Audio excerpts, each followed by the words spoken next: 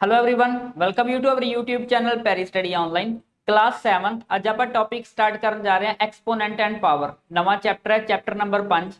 इस तो पहला 4 चैप्टर अपने कवर हो चुके हैं, जिवें कि नवें टर्म का पहला चैप्टर अपने को एक्सपोनेंट एंड पावर। तो आप स्टार्ट करन जा रहे हैं एक्सरसाइज 5.1 तो जो इंट्रोडक्शन आप नाल दी नाल करते जावांगे। इहदे च हुंदा की है, पहले क्वेश्चन च right power and base.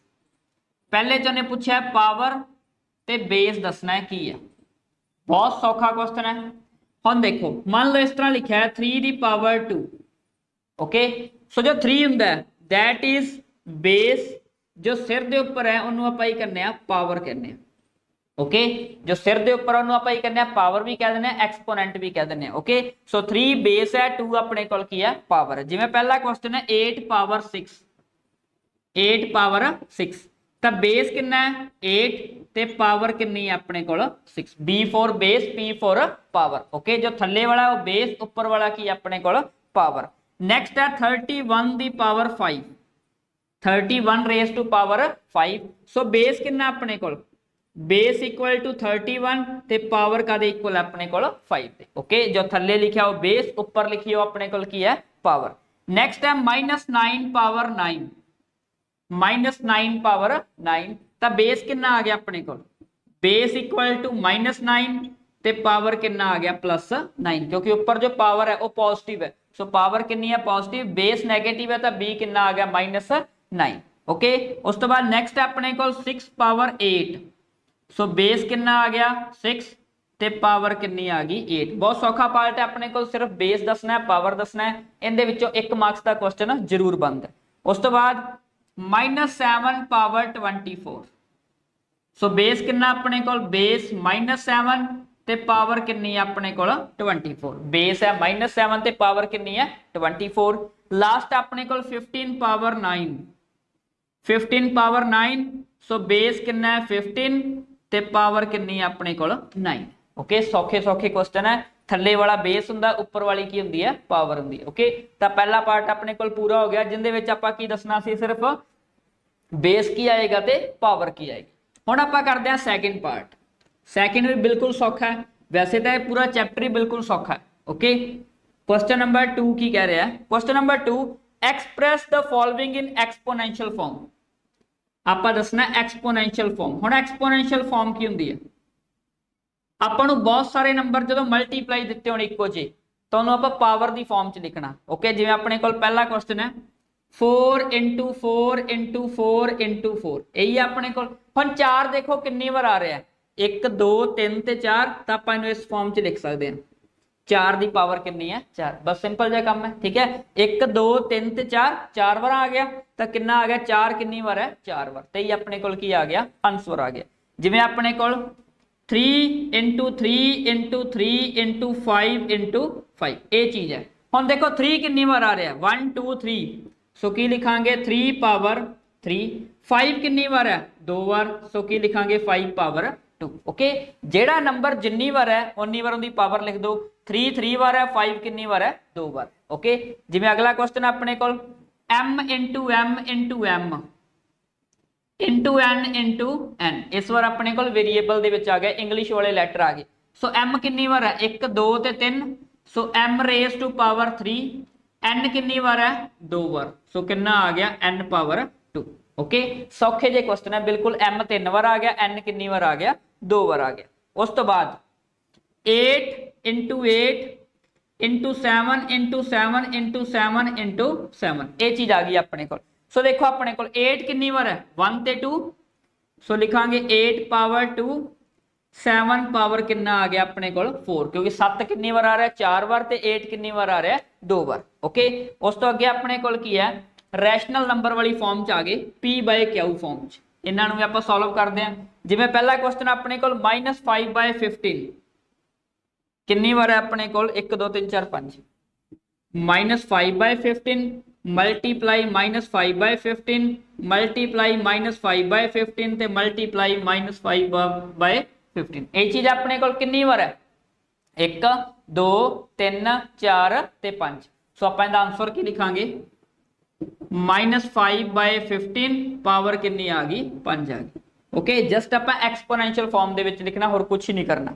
Okay. उस तो बाद अपने को 7 इंटू -13 7 इंटू -13 7 इंटू -13 ते 7 इंटू -13 कितनी बार आ गया अपने को 4 बार 1 2 3 ते 4 सो आप की लिखांगे 7 बाय -13 होल पावर कितनी आ गई 4 आ गई। ओके होल पावर कितनी आ गई अपने को 4 क्योंकि नंबर कितनी बार आ रहा है 4 बार।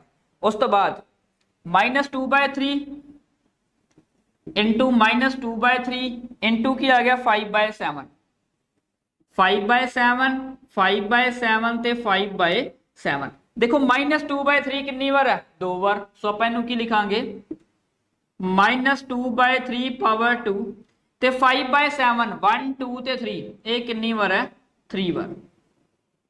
ओके सो ये अपने को आ गया आंसर है। बहुत सौखे क्वेश्चन है सिर्फ आप पावर की फॉर्म च लिखना है जेड़ा नंबर जिन्नी बार आ रहा है उन्नी उनकी पावर लिख दो बस कहानी खत्म। ओके नेक्स्ट आ गया अपने को थर्ड आप करना इवैल्यूएट करना है। इवैल्यूएट का मतलब एक्सपोनेंशियल फॉर्म दी है आप सिंपलेस्ट फॉर्म के लेके आना।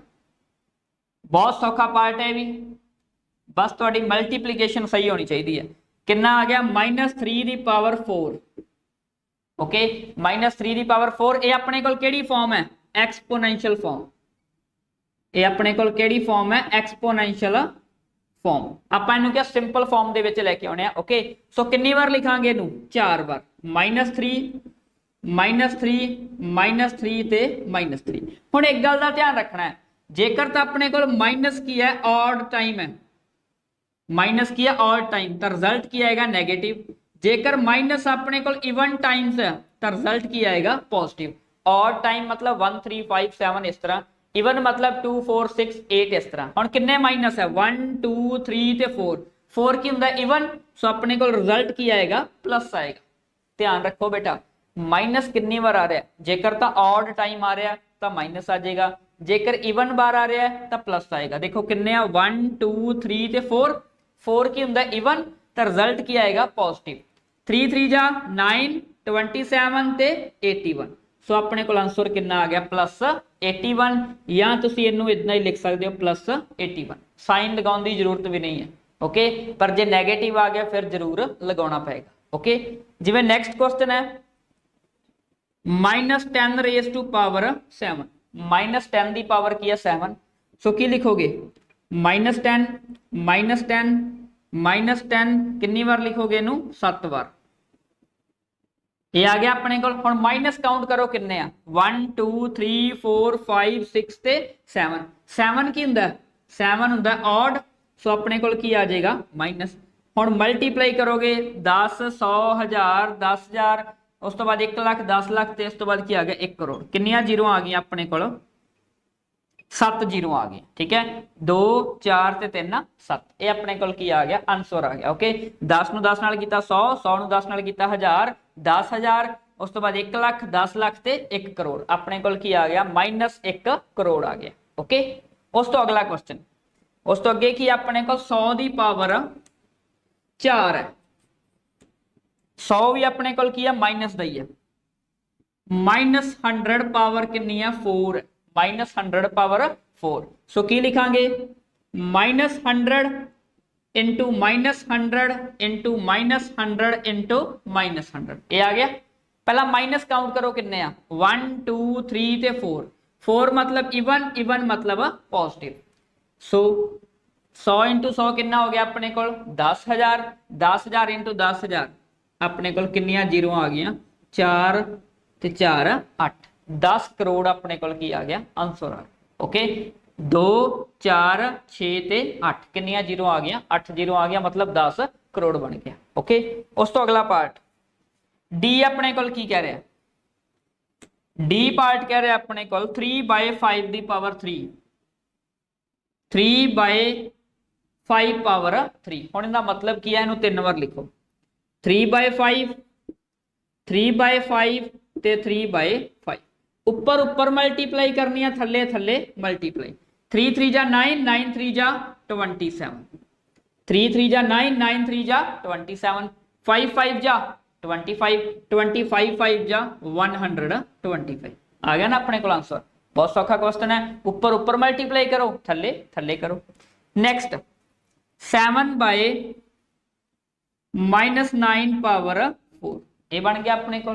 सो कितना आ गया 7 बाय -9 7 बाय -9 7 बाय -9 ਤੇ 7 बाय -9 यही आ गया अपने को। ठीक है हुण इहनूं मल्टीप्लाई करो पहला माइनस काउंट कर लो 1 2 3 ते 4 4 का मतलब की होंदा इवन इवन मतलब पॉजिटिव 7 7 जा 49 343 ते 2401 सो कितना बन गया 2401 ओके 9 9 जा 81 81 9 जा 729 ते 729 इंटू 9 कितना होंदा है 6561 6561 ओके ये आ गया अपने को आंसर। समझ आ गई ना ऊपर ऊपर मल्टीप्लाई करो थले थले मल्टीप्लाई करो ते लास्ट अपने को रह गया 2 बाय 11 पावर 2 यही आ गया तो कितनी बार लिखना है इन्हों 2 बार।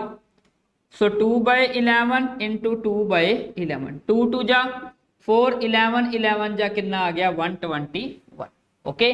सो अपने को की आ गया 2 बाय 11 नु पावर 2 है 2 बार लिखांगे ऊपर ऊपर मल्टीप्लाई करांगे थले थले मल्टीप्लाई करांगे 2 2 जा 4 11 11 जा 121 ओके। तो ये सी अपने को 5.1 एक्सरसाइज दे पहले 3 क्वेश्चन अगली क्लास दे विच आपां बाकी क्वेश्चन डिस्कस करांगे।